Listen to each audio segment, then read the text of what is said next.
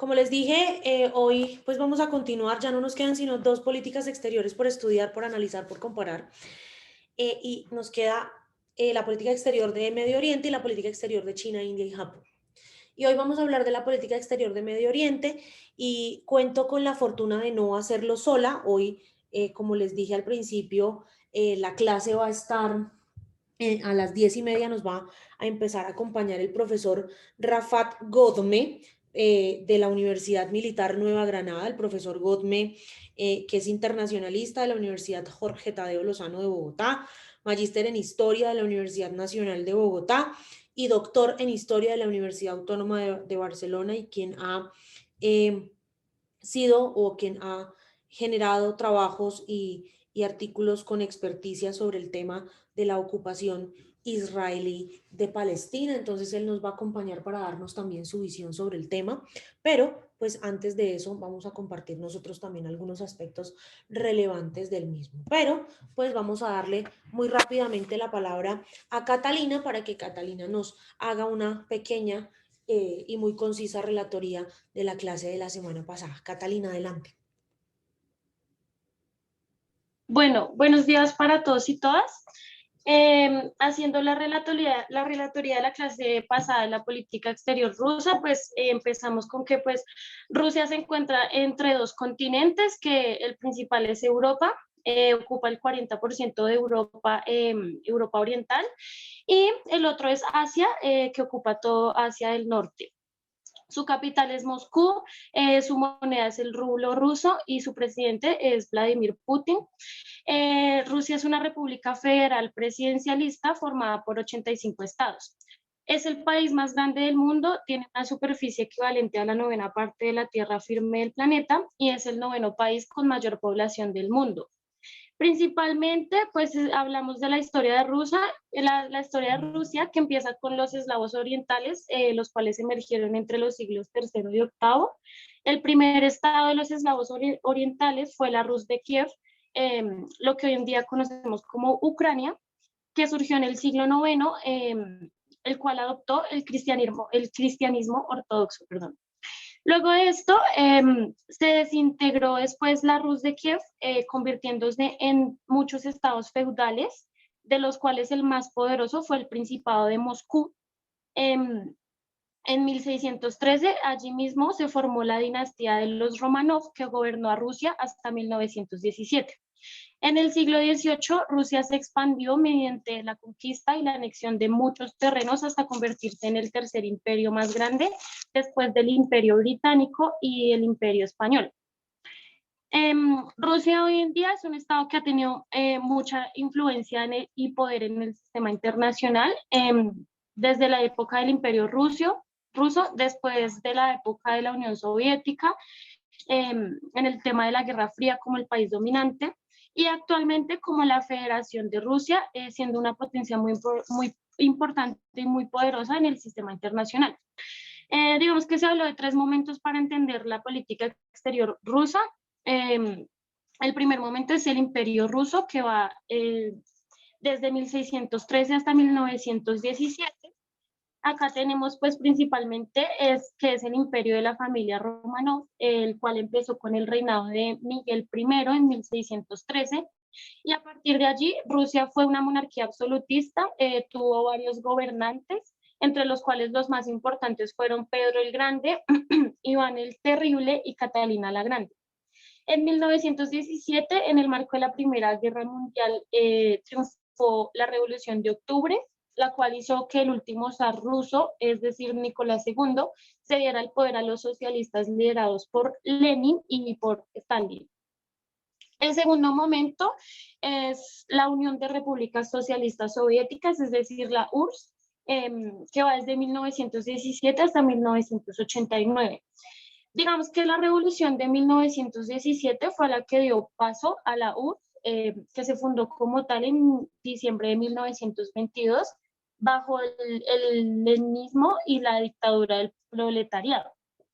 La actividad revolucionaria en Rusia empezó mucho antes de que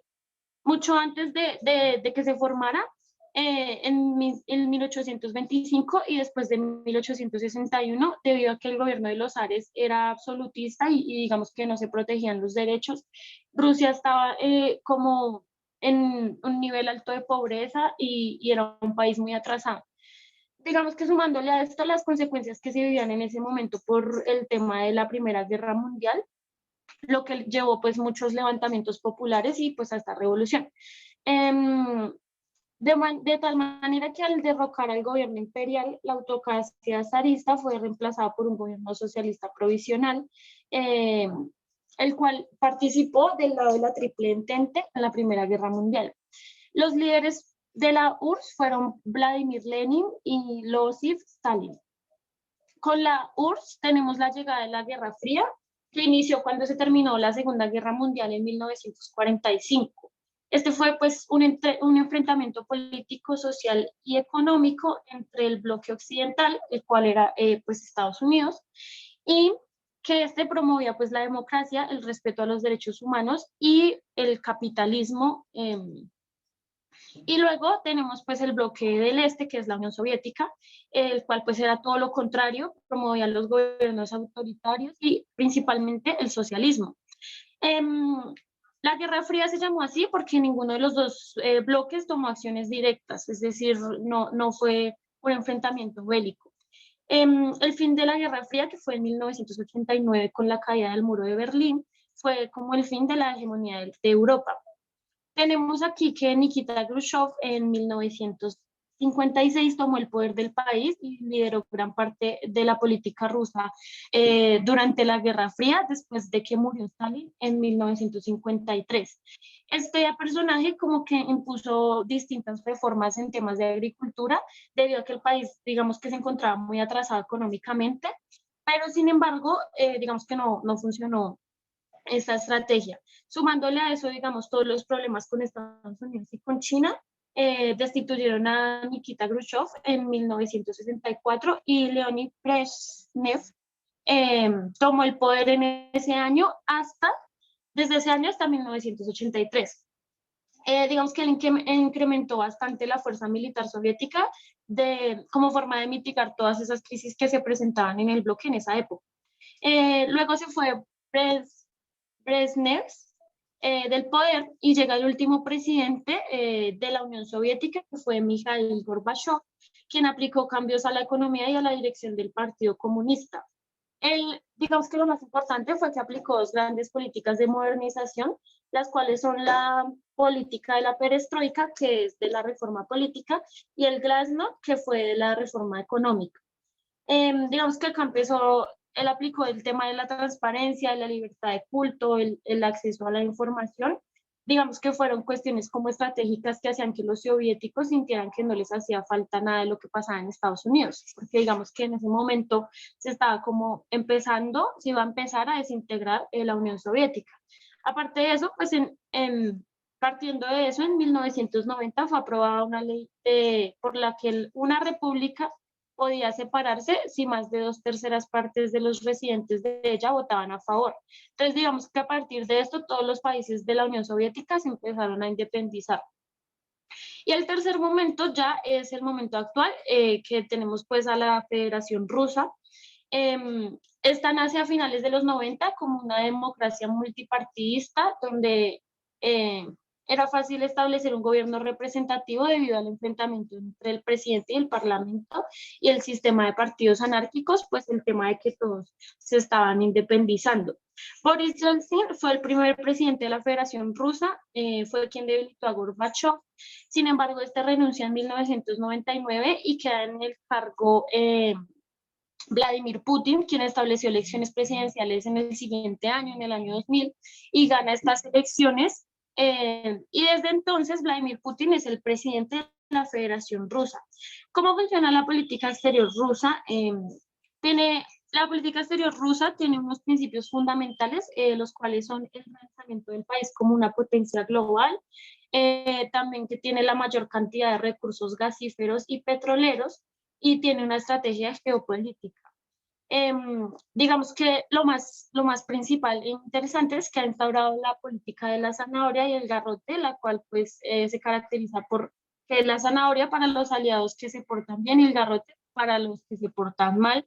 Digamos que esto es lo que pues ya conocemos como el hard power, que es una política de disuasión de la guerra que busca que se le tenga miedo pues al país.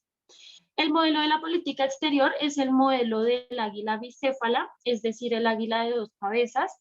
Entonces tenemos que el águila es la Federación Rusa y las dos cabezas son el presidente, que viene a ser el jefe de Estado, y el primer ministro, que viene a ser el jefe de gobierno.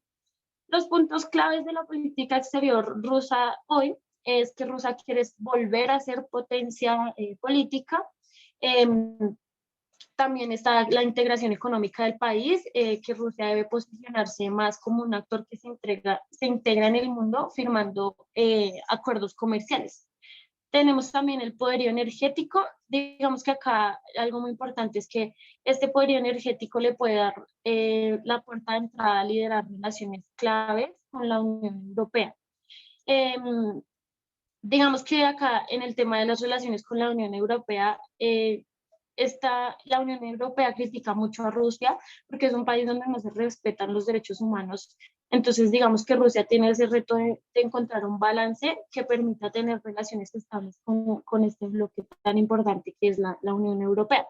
También tiene pues las relaciones con China y las relaciones con Estados Unidos, que son como las más importantes. Eh, Porque tiene que establecer como unas relaciones dinámicas en el ámbito internacional. Los temas de relevancia para la política exterior rusa pues son la crisis iraní, porque Rusia se vería pues afectada si estalla una guerra entre Irán y los Estados Unidos. También tenemos el conflicto en Oriente Medio, las relaciones con Japón e India. Digamos que Rusia quiere hacer como un triángulo que le haga competencia a China entre estos dos países. Y por último tenemos a Latinoamérica, eh, que lo que se quiere es crear como más socios estratégicos y aparte de hacerle competencia a Estados Unidos, hacerle competencia a China con estas estrategias.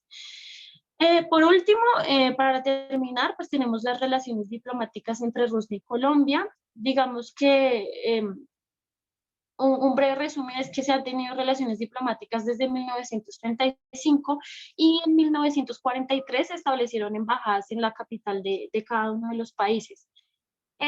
Aquí pasa algo muy interesante, es que luego del Bogotazo, Colombia suspendió las relaciones diplomáticas con la URSS porque digamos que Rusia condenó el asesinato de Gaitán y pues Colombia en ese momento pues suspendió las relaciones con este país.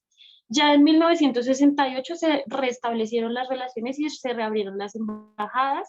En este momento, pues Alfonso López Caballero es el actual embajador de Colombia en la Federación Rusa y hoy en día se tiene una relación muy dinámica, se trabaja contra los temas del terrorismo, la delincuencia, la corrupción, el lavado de activos y todo ese tipo de problemáticas. Y algo muy importante es que Rusia ofrece becas a colombianos para que se vayan a estudiar a ese país, y eso lo hacen por medio de algo que se llama la diplomacia cultural, y también pues existe cooperación militar, tecnológica y educativa entre pues estos dos países. Y pues ya eso sería todo. Muchas gracias. A ti, Catalina, muchas gracias por ese resumen tan completo de la sesión de la semana anterior. Espero que todos hayan tomado apuntes, nota para que cuando estemos en el parcial final puedan recordar lo que nos contó su compañero. Bueno, chicos, para hablar de la política exterior de Oriente Medio tenemos que empezar hablando de algo que se llama la teoría del choque de civilizaciones de Samuel Philip Huntington. Samuel Philip Huntington fue un politólogo, profesor de la Universidad de Cambridge, profesor de la Universidad de Oxford, quien escribió primero un artículo y luego este artículo fue ampliado en un libro que se llama The Clash of Civilizations and the New World Order, o El choque de civilizaciones y el nuevo orden mundial. Y esta teoría o este autor tiene tres puntos centrales al hablar del choque de civilizaciones. Y esto surge poco tiempo después de que termina la Guerra Fría, es decir, en el año 90, y se dan dos posiciones encontradas en la arena internacional. Una es la de Francis Fukuyama, que habla del fin de la historia, y dice que el fin de la historia es ese momento en donde ya no van a haber más enfrentamientos entre potencias o entre estados, porque Estados Unidos gana la Guerra Fría, Estados Unidos se convierte en el principal hegemón de Occidente y del sistema internacional en general, entonces ya no va a haber ya no van a haber guerras o ya no van a haber conflictos entre estados políticos o militares o económicos, porque pues ya todos aceptamos que la visión de los Estados Unidos era la visión correcta del mundo. Entonces llega Huntington y le dice a Fukuyama, no señor, pues puede que no vayan a haber conflictos militares o puede que, lo que no quiere decir que estamos diciendo que ya no van a haber. Pero ahora resulta que las nuevas causas de los conflictos vienen también precisamente por ese dominio de Occidente. Y esas causas, ese dominio de Occidente va a generar nuevos conflictos.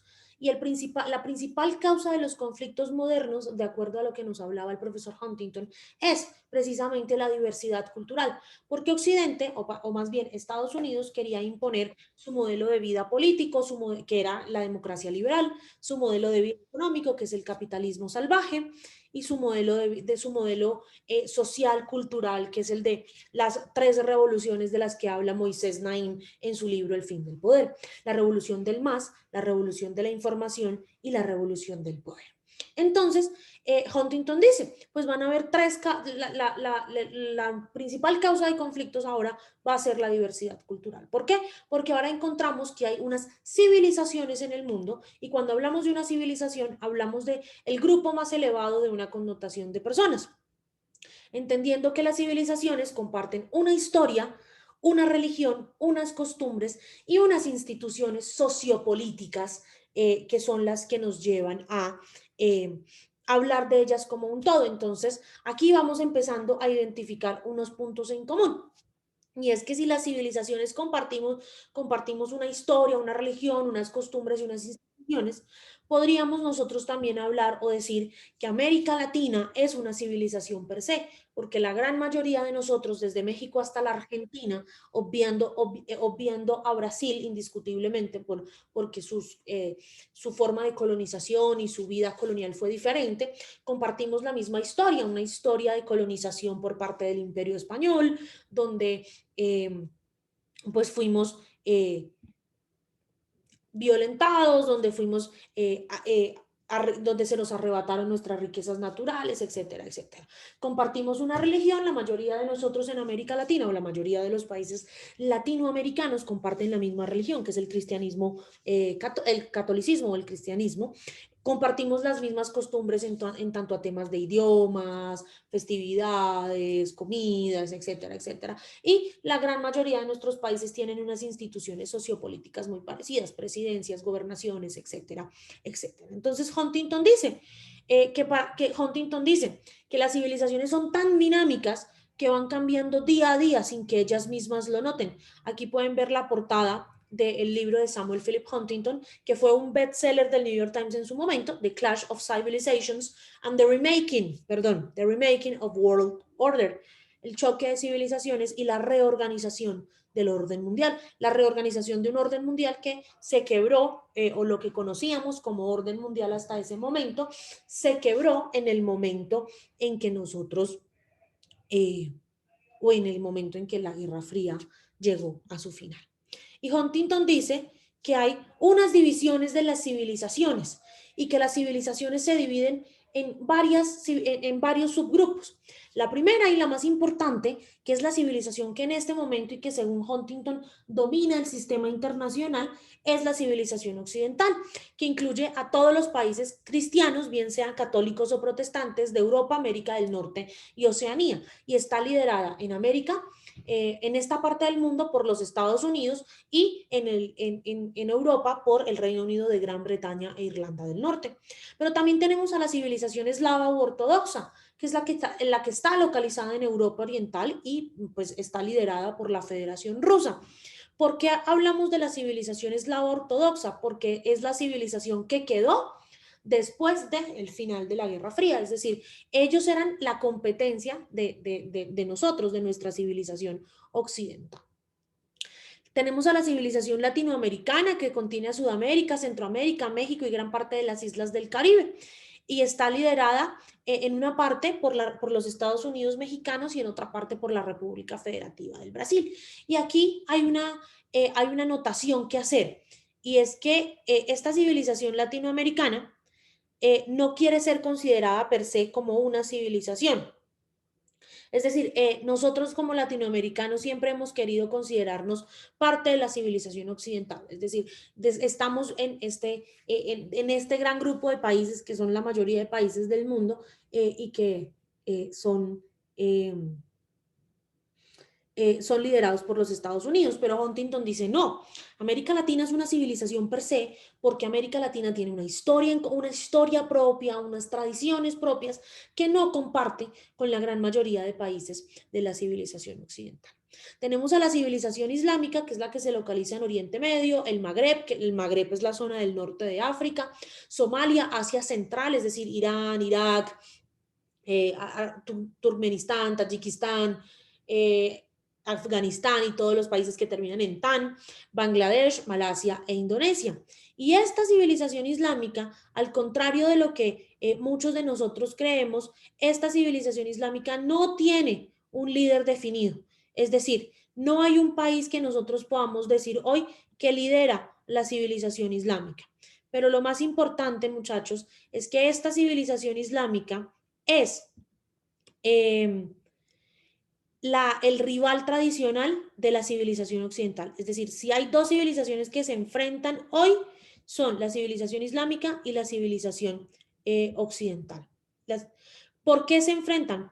Ya lo vamos a ver, pero una de las cosas por las cuales se enfrentan estas dos civilizaciones es principalmente por la necesidad de Occidente de querer imponerle todo a todos los estados.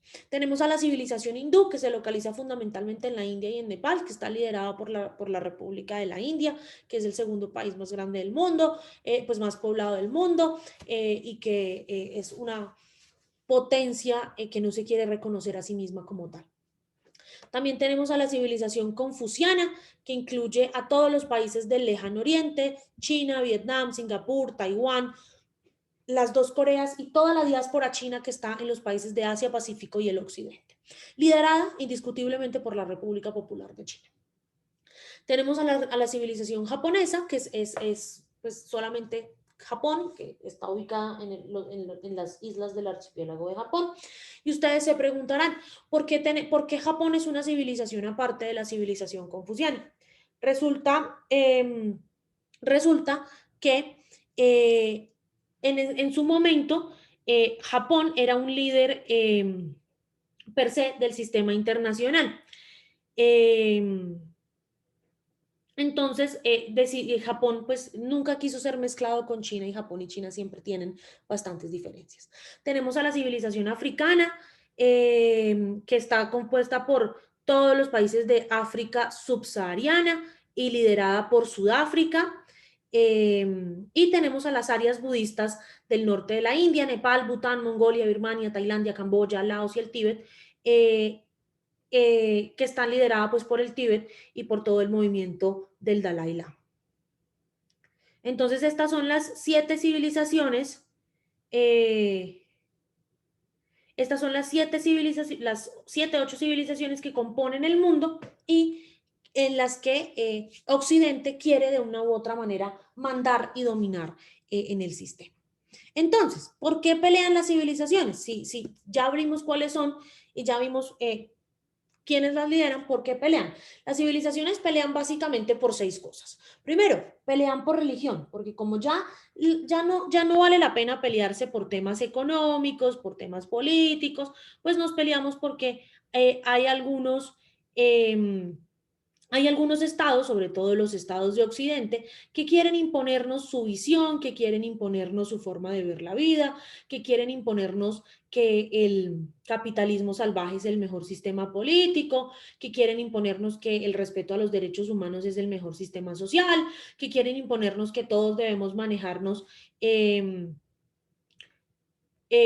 todos debemos manejar nuestras operaciones de comercio exterior en dólares, que quieren imponernos que todos tenemos que hablar en inglés, y pues hay sociedades, sobre todo como por ejemplo la sociedad islámica, que no están de acuerdo con esto, que lo que para ellos son derechos humanos, para nosotros no lo son. Lo que para nosotros son derechos humanos, ellos no lo son. En el Islam, por ejemplo, el Islam es una religión en donde las mujeres pues están muy oprimidas todavía, por decirlo así, o están muy llenas de restricciones por parte de los hombres. Entonces, para ellos eso es normal, eso es parte de su cultura, eso es parte de su religión.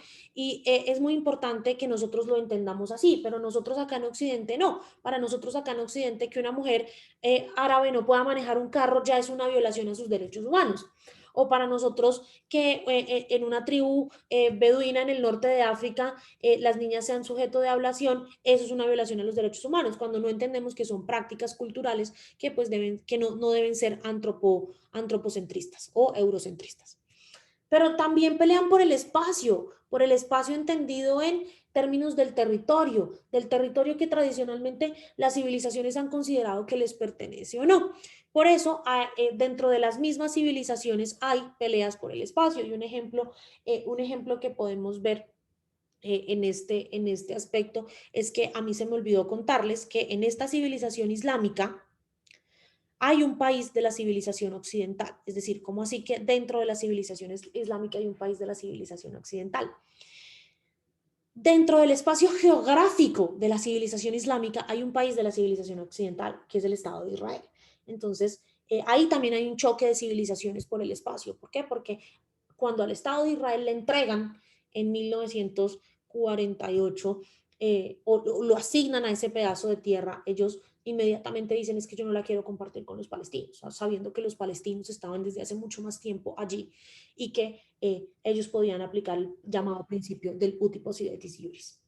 Pero también pelean por los efectos de la globalización, porque como les dije, las pretensiones de Occidente de querer globalizar, de querer mundializar el sistema hacia unos patrones de comportamiento, hacen que las demás civilizaciones se sientan violentadas en sus principios y en sus tradiciones básicas. Probablemente a nosotros como tradición, como civilización latinoamericana, no nos importa mucho eso. Probablemente a nosotros, me perdonan la expresión, nos vale huevos si tenemos que hablar inglés, manejar el dólar y aplicar el capitalismo salvaje. Quizá nosotros eso sí lo queramos, pero hay civilizaciones como la civilización islámica, como la civilización confuciana, que no quiere, que no le interesa, que quiere seguir manteniendo eh, sus tradiciones, su cultura, su arraigo cultural. Y esa es otra de las cosas por las cuales peleamos las civilizaciones, por temas de regionalismo, de diferencias culturales y de regionalismos económicos, porque como Occidente no lo ha querido imponer todo, inclusive nos ha querido imponer modelos económicos que probablemente allá sí, en Occidente sí sirvan, en Estados Unidos, en Europa, pero en otras zonas del mundo no. Entonces, esa necesidad de Occidente de quererlo dominar todo, de quererlo gobernar todo, de querer hacer que todo sea como Estados Unidos quiere, ha generado también muchos enfrentamientos entre civilizaciones. Brenda. Sí, profe. Pues es que, digamos que Huntington también dice que Brenda, te me fuiste, no te oigo.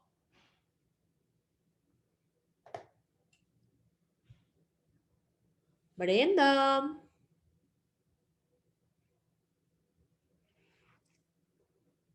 Bueno, mientras logramos recuperar a Brenda, hasta aquí, preguntas, dudas, quejas, ¿todo claro?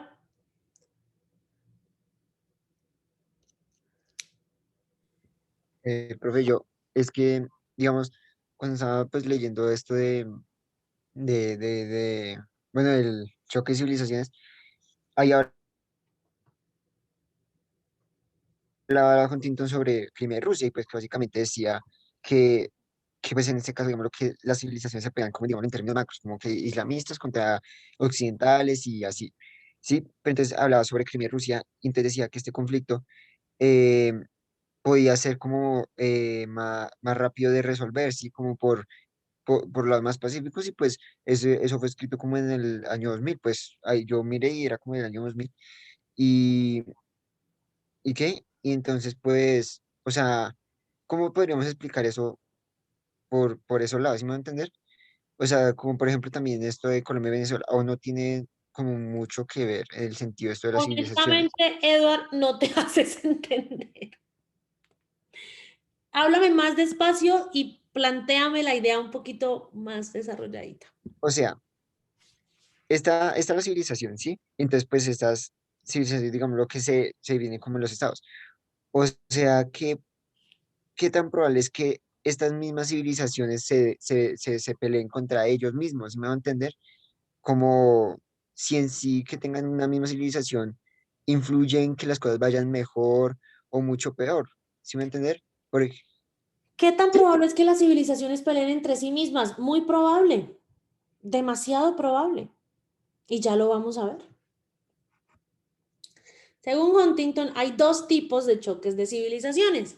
Los choques de micronivel, que son los que se dan entre los mismos integrantes de una civilización o entre integrantes de dos o más civilizaciones. Por ejemplo, los tradicionales conflictos entre argentinos y brasileros, entre franceses y alemanes, entre estadounidenses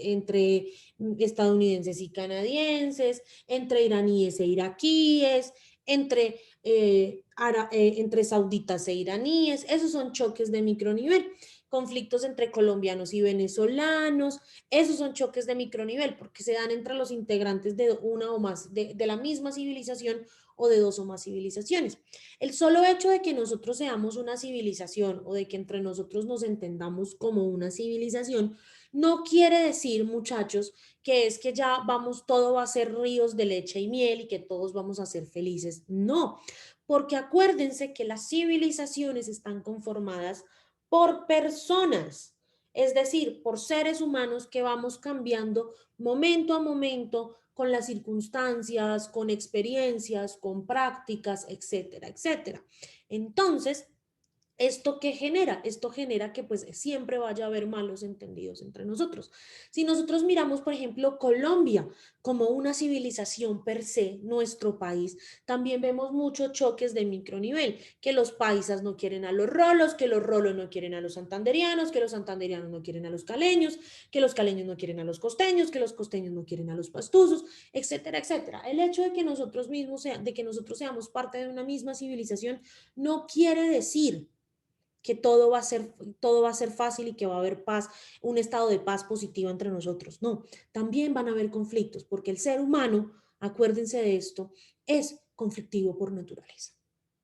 Con eso respondo a tu pregunta, Edward. sí, profe, sí. Gracias.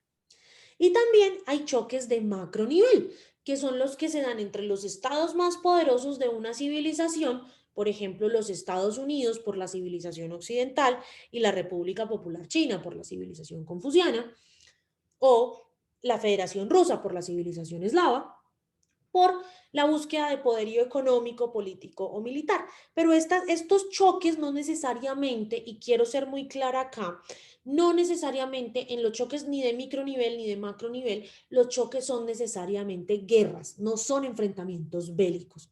Puede ser como la Guerra Fría o pueden ser crisis o malentendidos militares, etcétera, etcétera. Esto tiene que quedar muy claro. Cuando dos civilizaciones chocan, no necesariamente tiene que haber un conflicto armado. Ahora bien, teniendo en cuenta esto, pues vamos a hablar un poco de Oriente Medio. ¿Qué es Oriente Medio? ¿Qué se entiende por Oriente Medio? ¿Ustedes saben dónde queda Oriente Medio? Si yo les digo hoy Oriente Medio, Medio Oriente, Oriente Próximo, ¿a ustedes qué es lo primero que se les viene a la mente?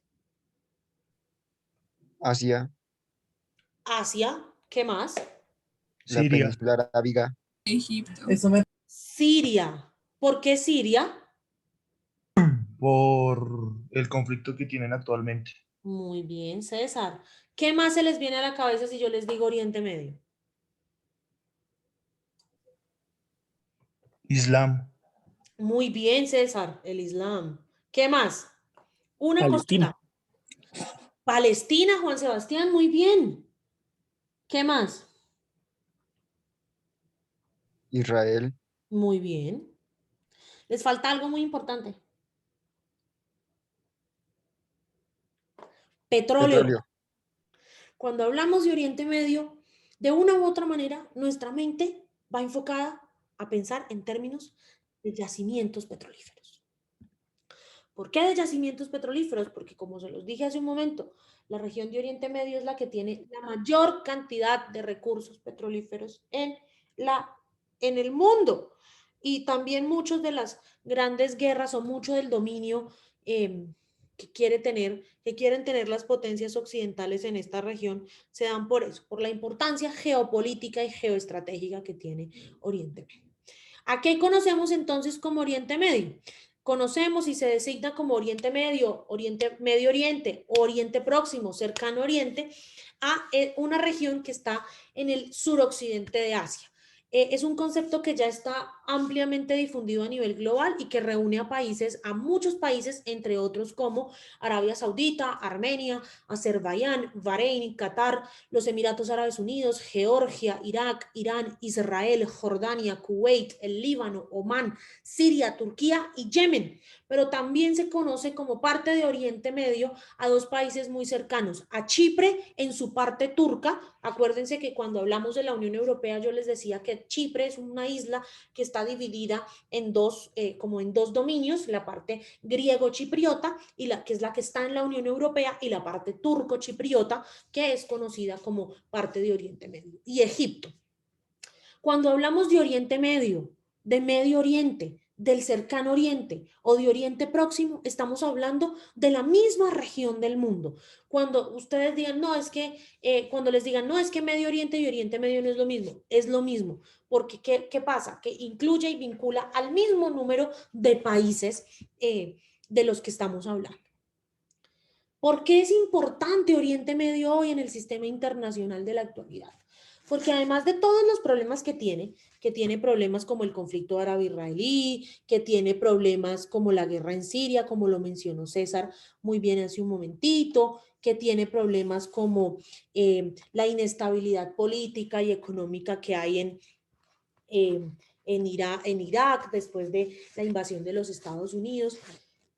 Oriente Medio tiene una importancia económica vital para el mundo. ¿Por qué? Porque tiene dos lugares que son muy, muy estratégicos para el tránsito de petróleo y gas natural, porque nuevamente lo repito, Oriente Medio es una zona del mundo, o es la zona del mundo con la mayor cantidad de recursos y de yacimientos petrolíferos y de gas natural del mundo, incluso más que los que tiene la Federación Rusa en términos de gas natural.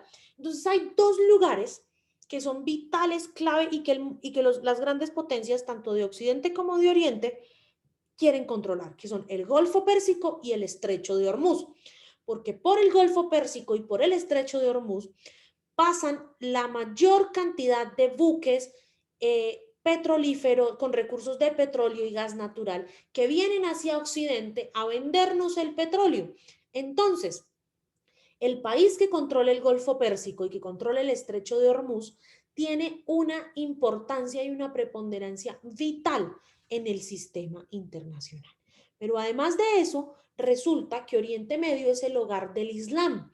El Islam como religión, muchachos, y esto quiero que quede muy, muy claro, no es una mala religión. En ningún momento, en ninguna sura del Corán, que es el libro sagrado de los musulmanes, dice que es que tenemos que irnos a la guerra, que es que hay que matar a los occidentales, que es que todo tiene que ser por medio de conflictos. En ninguna sura del Corán dice eso. El Islam, al igual que el cristianismo, al igual que el judaísmo, que son las tres grandes religiones monoteístas de la historia, es una religión de amor, es una religión que profesa que tenemos que amarnos los unos a los otros como nuestro líder, como nuestro Dios nos ha amado. Que para ellos se llame Dios, para ellos se llame Alá, para nosotros se llame Dios y para los judíos se llame Yahvé, es exactamente lo mismo. La deidad es exactamente la misma. Que para nosotros ya vino el Mesías, que es el Hijo de Dios, que para los judíos no ha venido y que para los musulmanes ese enviado fue el profeta Mahoma, es exactamente lo mismo. En ningún momento, y esto quiero que quede muy claro porque es una de las grandes cosas y es una de las grandes falacias que le han vendido a la humanidad, es que el Islam es una religión de guerra. Que sí, que hay, como en todas las religiones, radicales que quieren imponer su religión y su punto de vista a toda costa, es otra cosa. Pero el Islam ese es el Islam radical, ese es el Islam al que probablemente debamos temerle, porque es mal interpretado, porque las escrituras son mal interpretadas, pero el Islam en términos generales no es una religión de guerra. Nosotros los llamamos Oriente Medio, pero a ellos no les gusta llamarse Oriente Medio, a ellos no les gusta, o a los nacionalistas árabes no les gusta que los etiquetemos como los países de Oriente Medio o los países de Medio Oriente. ¿Por qué? Porque esto es una manera de restarle importancia a lo que ellos dominan como la gran patria árabe, la gran patria que nació de los califas, del profeta Mahoma y de todo este movimiento religioso. Entonces, ellos prefieren llamarse a sí mismos la gran patria árabe y para ellos es una ofensa que nosotros lo llamemos Oriente Medio y sobre todo ha sido una ofensa mucho más grande que hayamos o que los occidentales hayamos decidido meter al Estado de Israel en su territorio, en su zona. Tres factores que son muy importantes, que son claves para que entendamos la importancia de Oriente Medio en el sistema internacional. Primero, la importancia geopolítica que tiene la región al encontrarse en medio de tres continentes. ¿Qué continentes? Asia, África y Europa. Segundo, su magnetismo cultural. Cuando hablamos de Oriente Medio, además de pensar en guerra, en petróleo, en Palestina, en Israel, en Siria, también pensamos en historias, en paisajes fascinantes, en historias maravillosas como las de las Mil y una Noche, en desiertos llenos de beduinos y de mujeres, de mujeres magnéticas, de hombres que son como salidos de cuentos de hadas, etcétera, etcétera. Eso hace que todos tengamos como una gran importancia por Oriente Medio. ¿Ustedes han leído los cuentos de las Mil y una Noches? ¿No? Es que ustedes son muy jóvenes, definitivamente. Pero además, el sistema de transporte de petróleo, como les digo, quien controle el estrecho de Hormuz y el Golfo Pérsico, tiene ganado el cielo del petróleo. ¿Por qué? Porque por ahí puede hacer pasar miles de barcos al año para transportar recursos petrolíferos y de gas natural. Este señor se llama Bashar al-Assad. Bashar al-Assad es el líder sirio y es quien tiene a Siria en una guerra espantosa desde hace mucho tiempo. Todo eso que les dije está muy bonito y muy chévere, que Medio Oriente sea una región magnética y que todo el Medio Oriente fluya y que todo vaya bien, pero resulta que Medio Oriente es la región menos democrática del mundo, es la región donde más regímenes dictatoriales, donde más monarquías absolutistas hay, exceptuando a Turquía, a Israel y quizá al Líbano y a la Organización para la Liberación Palestina. Ningún estado de Oriente Medio tiene un sistema democrático que siga los valores de la democracia pluralista y la democracia liberal de los Estados Unidos. Además, exceptuando al Líbano y a Palestina que salieron de dictaduras militares hace ya algún tiempo, ningún líder árabe, ningún jefe de Estado árabe ha instaurado medios democráticos durante la última generación. Una generación es un periodo de tiempo de cerca de 25 años. Y aquí tenemos el claro ejemplo que es el señor Bashar al-Assad, quien heredó, por decirlo así, no me gusta usar esa palabra, pero es la que mejor le queda, el poder de su padre. Cuando su padre muere, el señor Bashar al-Assad se monta como líder sirio y pues cuando han querido derrocarlo, pues él ha empezado con un conflicto armado interno con ISIS, que es el Estado Islámico, y que tiene al país en ruinas prácticamente. Edward. Listo. Profe, es que pues yo tenía entendido que pues después de la primavera árabe en 2011, que pues fue cuando explotó todo esto de los, digámoslo,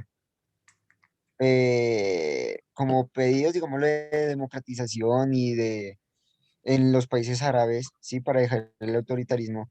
Pues yo pues por lo que leí, pues tenía entendido que, digamos, varios países, digamos, como Egipto, si no estoy mal, Egipto, es que no me acuerdo de los demás, habían como empezado estos procesos. Pues no estoy muy seguro, justamente estaba leyendo algo sobre eso, pero no estoy seguro cómo estará eso hoy en día. Vamos a hacer una claridad. Cuando yo hablo de Oriente Medio, no estoy hablando de los países del Magreb.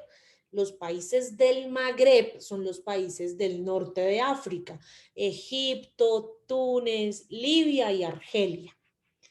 Estos 4 países, si bien profesan el Islam como religión, si bien están muy cercanos a Oriente Medio, no son parte de Oriente Medio.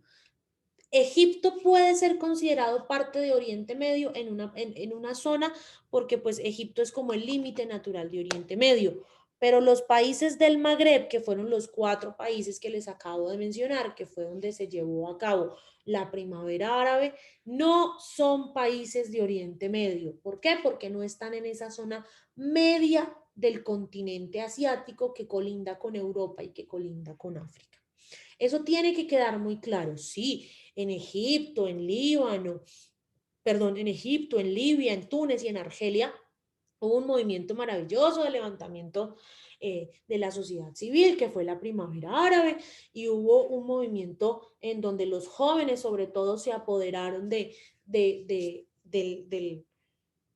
la toma de decisiones, pero no son países de Oriente Medio. Y sí, en esta zona pues ha habido una transición no tan pacífica hacia la democracia, todavía hace falta arreglar muchas cosas. En Egipto no han podido como establecer un régimen de elecciones pluralistas, pero una cosa no tiene nada que ver con la otra en esto que estamos hablando. Y es que los países del Magreb, que fue los países donde se llevó a cabo la primavera árabe, no son países de Oriente Medio. ¿En eso estamos claros? Listo, sí, señora. Brenda. Sí, profe, es que iba a hacer la pregunta hace un rato, pero bueno.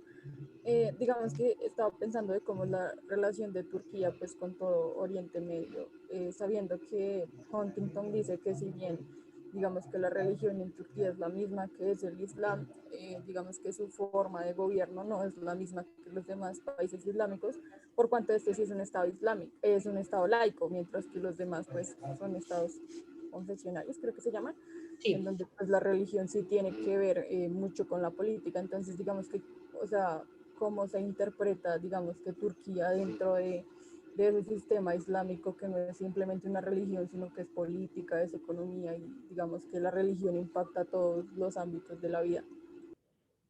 Lo que pasa es que acuérdate, Brenda, que Turquía tiene una doble condición, y es que Turquía es un país que queda en África, en África, en Europa y en Asia al mismo tiempo.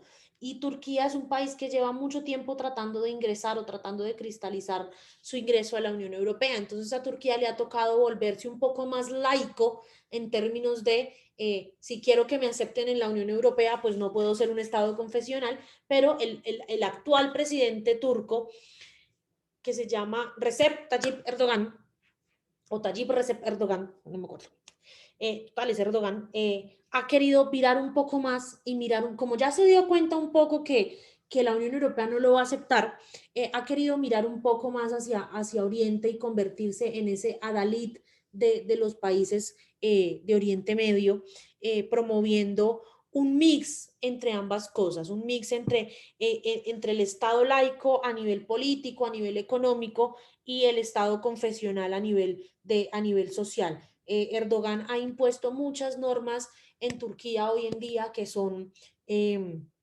que son netamente dictadas por las normas y por la tradición islámica que otros países tienen. Lo que pasa es que es muy difícil, y para todos los países de la región ha sido muy difícil, sobre todo para Irán, confiar en una Turquía que cada vez está más occidentalizada, cuyos ciudadanos cada vez son más occidentales, cuyas ciudades cada vez son más mundanas, por decirlo así, si lo vemos desde el punto de vista del Islam. Entonces, la condición de Turquía es un poquito más difícil de entender, y por eso a Turquía le ha costado como encajar en ambos modelos.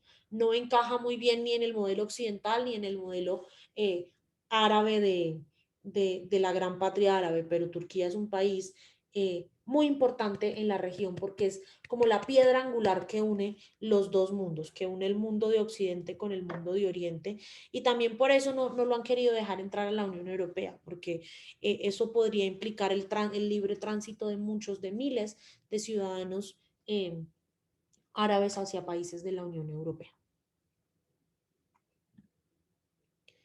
Quizá todos ustedes conocen a Oriente Medio por un hecho en particular, que se llama el conflicto árabe-israelí, o que realmente, más que el conflicto, porque ahí no hay un conflicto, es la ocupación israelí de Palestina. Además, lo conocen por las múltiples guerras y las múltiples confrontaciones armadas que hay en esta zona del mundo. Entonces, esto ha generado problemas en la región y ha generado que las grandes potencias como los Estados Unidos, como Rusia, hoy en día como China, como la Unión Europea, quieran ayudar a solucionar los problemas de esta región del mundo. Una región del mundo que se ha convertido en refugio seguro para muchos grupos de terroristas o muchos grupos que son considerados terroristas como Hamas, como Hezbollah o hoy en día como el llamadísimo Estado Islámico. Entonces, esta es una de las cosas en las que tenemos que basar la política exterior de Oriente Medio. Son 5 grandes pilares en los que se basa la política exterior de estos países. El primero es la guerra. La guerra ha sido una constante en Oriente Medio y ha delimitado la forma en la que los estados de la región se relacionan con sus vecinos. Pero también la religión, porque dentro del Islam hay 2 vertientes, el Islam chiita y el Islam sunita, que tienen formas de ver la vida muy distintas también, y que también hacen que, por ejemplo, la República Islámica de Irán, esté siempre en contrapunteo, en diferencias con Arabia Saudita, por ejemplo. Pero también en la geopolítica, porque los países de la región, todos sin excepción alguna, se han dado cuenta de lo importante que es esta región geográfica en el mundo y han sabido manejar también sus relaciones con los grandes poderes, es decir, con los Estados Unidos, con la Unión Europea, con Rusia, con China, en términos de saber manejar su importancia geopolítica para relacionarse con los grandes poderes. Y indiscutiblemente una crisis democrática que es la que tiene también sumida a la región o la que ha tenido sumida a la región en muchos problemas a lo largo de los años. Diego, la religión también implica muchas cosas a nivel económico porque como estos son países, son estados confesionales, son estados que se basan mucho en lo que dice su libro sagrado, en lo que dicen sus normas para desarrollar su vida política, su vida económica y su vida social. Entonces, también puede afectar más que positivamente, un poco negativamente porque los países se restringen mucho de muchas cosas que podrían hacer para no violentar los principios de su religión. Por ejemplo, esta es una zona del mundo que podría ser muy turística, pero pues hay muchos centros religiosos que no se pueden visitar o hay muchas cosas que nosotras como mujeres, por ejemplo, si pongo el ejemplo, digamos que Ana María, Brenda y yo nos vamos de paseo para Arabia Saudita porque nos encanta ir a Arabia Saudita y vamos a ir a Arabia Saudita a conocer, pues no vamos a poder hacer porque religiosamente las mujeres estamos como vedadas en algunos lugares de esta zona. Entonces esto puede afectar la economía más que positivamente, negativamente, porque no permite muchas actividades que sí se hacen en el primer mundo, por ejemplo, como el turismo, como, no sé, la compra y venta de ciertos bienes y servicios que las mujeres no pueden lucir por temas de que en algunos países es obligatorio que estén con el burka, etcétera, etcétera. Más que positivamente lo puede. Más que Oriente Medio prácticamente que basa toda su economía en el petróleo. Entonces eso también ha generado muchas inestabilidades políticas en la región. Pero pues la piedra angular de esta política exterior o de esta región ha sido, y aquí me voy a permitir un poco en víspera de que viene nuestro invitado, tachar esta palabrita,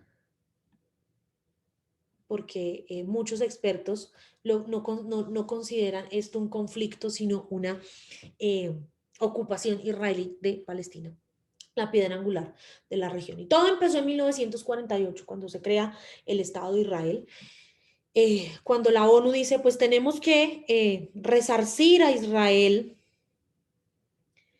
tenemos que resarcir a Israel de todo lo que pasó durante el holocausto nazi, ¿no?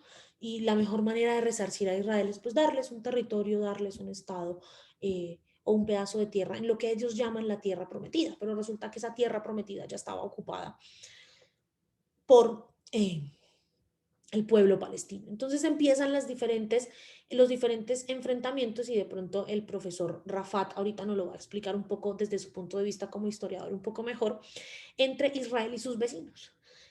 Y empiezan a suceder muchos conflictos. La guerra del Suez en el 56, la guerra de los 6 días en el 67, la primera guerra de desgaste entre el 67 y el 70, la guerra del Yom Kippur en el 73, la guerra del Líbano en el 82, la primera intifada o guerra santa en el 87, la segunda intifada o guerra santa en el 2000, el llamado conflicto de la Franja de Gaza entre el 2008 y el 2009, por supuesto la guerra civil en Siria en el 2010. ¿Por qué la guerra civil en Siria? ¿Por qué la guerra del Líbano también hacen parte de esto?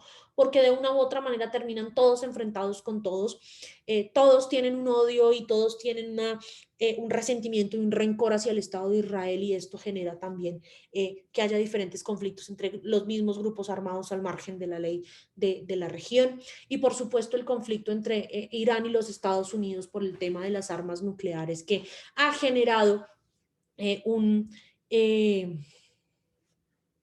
¿cómo decirlo así?, una tensión en la región. Irán ha querido convertirse en el líder indiscutible de esta región. Irán ha querido dominar una región que tradicionalmente es muy aliada de los Estados Unidos, en términos de que ahí está el Estado de Israel, que es el mejor amigo de los Estados Unidos, en términos de que países como Arabia Saudita y los Emiratos Árabes Unidos están ahí, que también son muy aliados de los Estados Unidos. Entonces, todos estos conflictos, incluso muchos más, porque no son los únicos conflictos que ha habido en Oriente Medio, han dominado un poco la escena de la región.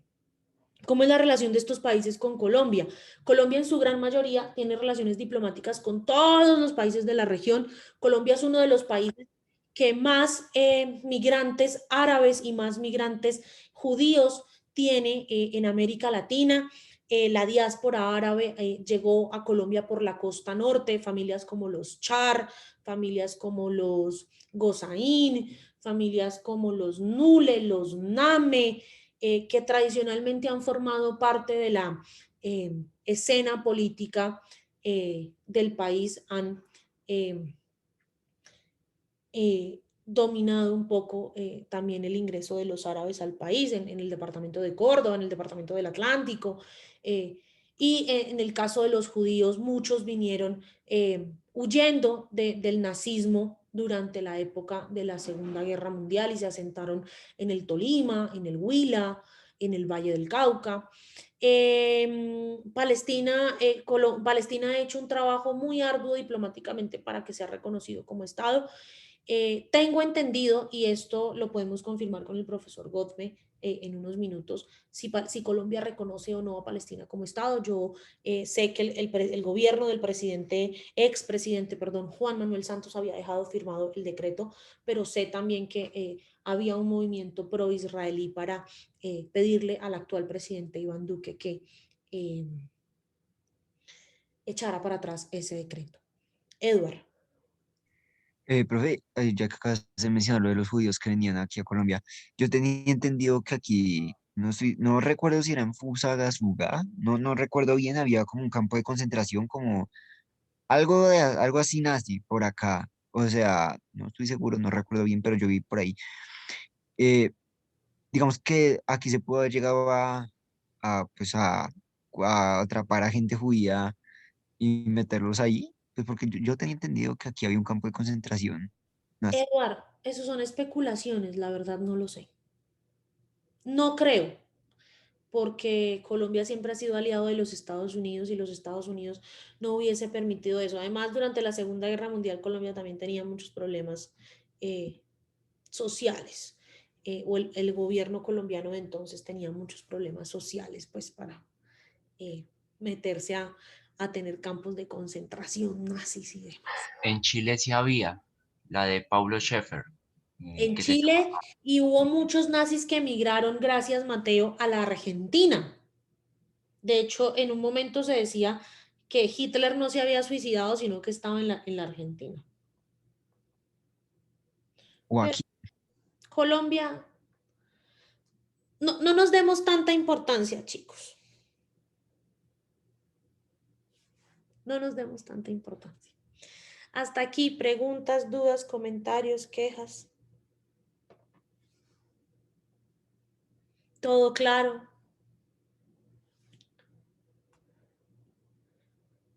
Reflexionemos. Bueno, antes de que llegue el profesor Godme, quiero contarles. Sí, aquí en Colombia, Diego, hay muchas mezquitas y muchos templos judíos y mezquitas en el caso del Islam y sinagogas en el caso de los judíos, porque hay una gran cantidad de población tanto judía como árabe en el país. Entonces, pues ellos necesitan sus propios centros de, de congregación, ¿no? Antes de que llegue nuestro visitante, recuerden que en el campus virtual, en la semana 13, ya está la actividad de los pósters. Alguien me preguntó que si en lugar de un póster, me enviaron un correo, me preguntaron que si en lugar de un póster podían hacer un video. No, es un póster, una pieza gráfica, llámenlo como quiera, pero no quiero un video, quiero un póster. Acuérdense que además de la nota que van a obtener, las personas lo pedí en parejas, las dos parejas con los mejores pósters, voy a someter los pósters a una votación dentro de un grupo muy selecto de personas que son los profesores, los dos profesores con los que trabajo más de cerca en el programa de Gobierno y Relaciones Internacionales, o sea, el profesor Andrés Felipe Bernal y el profesor Alexander Pinzón. Voy a someterlos a una votación, los dos mejores, además del 5 que se van a llevar, obviamente, que es lo que la nota, se van a llevar un detalle por mi parte y es que cada persona del grupo se va a llevar un libro, el último libro de Juan Manuel Santos. Bueno, pueden escoger entre el libro de la batalla por la paz o el libro de Mensaje optimista para un mundo en crisis del expresidente Santos. La próxima semana vamos a hablar de la política exterior de China, India y Japón. Preparen los textos que están en el campus virtual. Son muchos, léanse uno o dos. Y la idea es que pues podamos generar un debate interesante sobre la potencia que es China, la potencia que puede ser, que es la India, y la potencia que ya fue, que es el Estado, el imperio de Japón. Entonces, nada, vamos a tomarnos 5 minuticos para que vayan al baño, vamos a hacer una pequeña pausa de 5 minuticos para que vayan al baño, se tomen un café o algo mientras llega nuestro invitado. ¿Listo?